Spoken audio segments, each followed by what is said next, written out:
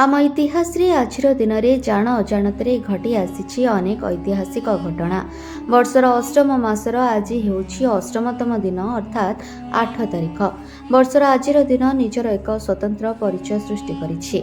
आजिर दिन में देश दुनिया रे एमिति किछि घटना घटिछि जहा सुनिबा आपणको निहाती दरकार। तेबे चलंतु जानिबा आजिर दिन में कौन कौन घटना घटिथिला आम देश दुनिया रे। 1908 मसीहा आजिर दिन में भारतर वाराणसीर जड़े प्रसिद्ध हिंदुस्तानी गायिका सिद्धेश्वरी देवी जन्मग्रहण करथिले।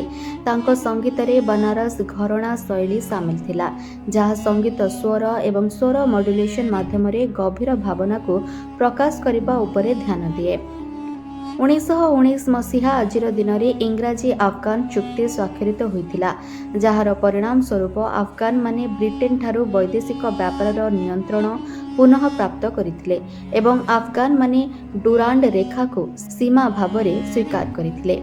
1942 मसीहा आजिर दिन में महात्मा गांधी मुंबई रे अखिल भारत कांग्रेस कमिटी अधिवेशन समय भारत में ब्रिटिश शासनर अंत दाबी करी एक नागरिक असम्मान आंदोलन भारत छाड़ आंदोलन आरंभ करथिले। एही आंदोलन अगस्ट क्रांति नाम रे मध्य जणाशुना। 1863 मसीहा आजिर दिन में रेडक्रॉस संगठनर आनुष्ठानिक प्रतिष्ठानर आरंभ होइथिला। सेही वर्ष स्विट्जरलैंड रे जेनेभा रे प्रथम अंतर्जातीय सम्मेलन अनुष्ठित होइथिला। प्रथम जेनेभा सम्मेलन जहाँ रेडक्रॉस प्रतीक एवं नीति गुड़िक प्रतिष्ठा करथिला। 1994 मसीहा आजिर दिन में मीराबाई चानू जन्मग्रहण करथिले। मणिपुर राजधानी इम्फाल सहररू प्राय 20 किलोमीटर दूर नोंगोपाक काकचिंग ग्राम रे तांको जन्म होइथिला। से विश्व चैंपियन एवं ओलंपिक पदक विजयिनी।